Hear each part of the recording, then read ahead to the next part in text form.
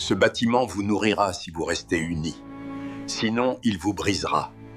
Je n'ai presque rien à vous laisser, alors, s'il vous plaît, ne vous perdez pas l'un l'autre. Avant de partir, il leur avait dit une phrase que les deux frères n'avaient pas vraiment prise au sérieux. Ce bâtiment vous nourrira si vous restez unis. Sinon, il vous brisera. Le jour de l'enterrement de leur père, le ciel était gris et la ville semblait plus silencieuse que d'habitude.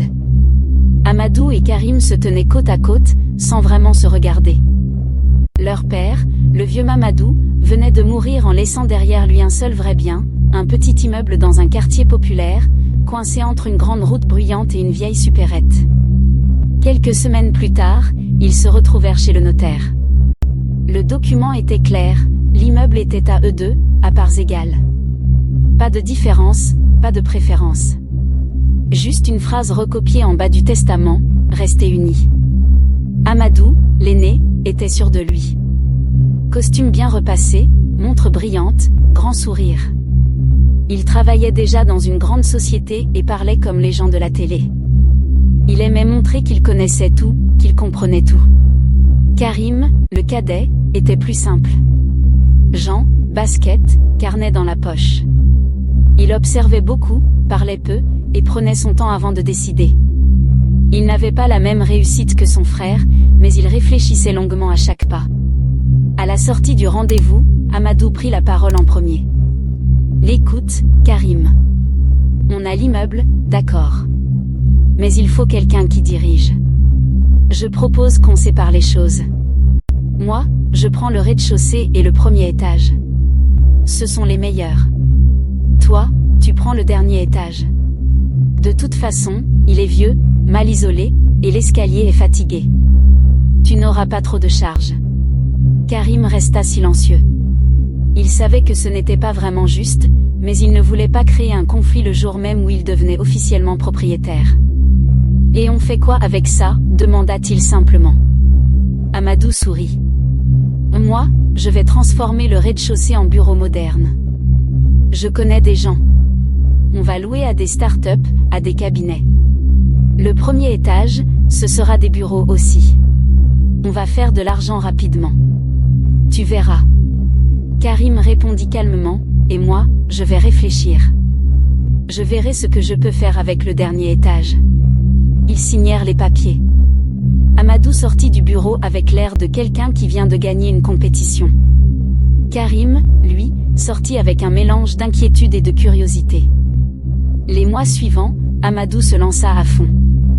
Il emprunta de l'argent, installa un sol brillant, des lumières modernes, des écrans, des meubles design. Le rez-de-chaussée devint un espace chic, climatisé, propre, avec une grande plaque portant son nom. Il publia des photos sur les réseaux sociaux, écrivit des phrases motivantes, se présenta comme un jeune entrepreneur prometteur. Le premier étage fut aménagé de la même manière. Il parla vite, signa des contrats, fit des soirées de lancement, invita des clients, prit des selfies. Tout allait bien. L'argent semblait couler sans fin. Pendant ce temps, Karim monta les marches usées pour rejoindre le dernier étage. Les murs étaient fissurés. L'électricité était à moitié hors service. Il y faisait froid l'hiver et chaud l'été. Le plafond avait des traces d'infiltration. Les gens du quartier disaient tous la même chose, personne ne veut de ce dernier étage. Il ne vaut rien. Mais Karim avait une autre façon de regarder les choses. Il ne voyait pas seulement les fissures. Il voyait aussi l'espace, la lumière qui entrait par les grandes fenêtres, la vue sur les toits, le calme loin du bruit de la rue. Il commença par les petites choses. Il repeignit les murs lui-même, lentement. Il apprit sur Internet comment réparer une prise, comment poser un nouveau sol. Il acheta du matériel d'occasion. Il travaillait souvent le soir, quand tout le monde dormait. Un jour, en voyant son frère couvert de poussière, Amadou éclata de rire. « Tu perds ton temps, Karim. Qui va venir jusqu'à ton vieux dernier étage ? Les vrais clients veulent du luxe, du rez-de-chaussée, de la visibilité. Regarde mes bureaux, regarde les contrats que je signe. Tu devrais plutôt me laisser gérer tout l'immeuble. » Karim se contenta de répondre, « On verra avec le temps. » Après plusieurs mois de travaux, le dernier étage avait changé. Ce n'était pas parfait, ce n'était pas luxueux, mais c'était accueillant. Karim installa quelques tables, des chaises simples, une connexion internet stable, des prises partout. Il avait une idée, faire de cet étage un espace de formation et de coworking pour les jeunes du quartier. Il savait que beaucoup d'entre eux n'avaient pas de place calme pour travailler, ni d'ordinateur, ni d'aide.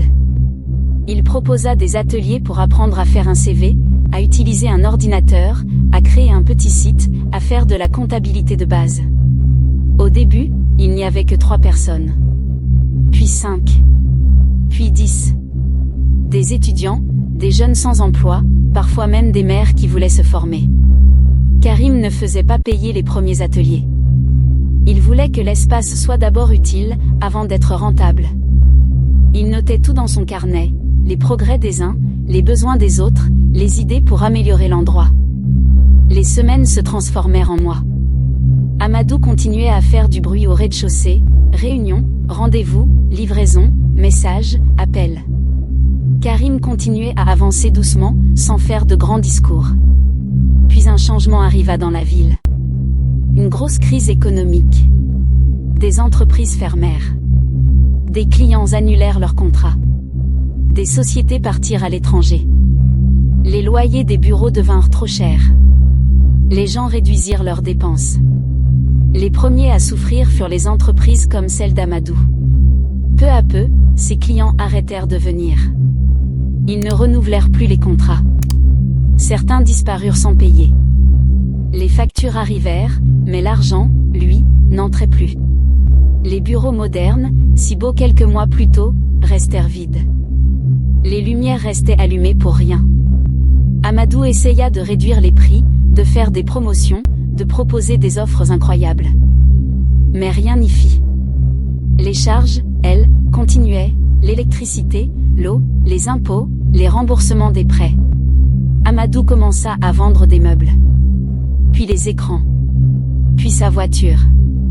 Il fit semblant que tout allait bien sur les réseaux sociaux, mais ceux qui le croisaient dans la rue voyaient bien son visage fatigué. Un soir, il monta voir son frère.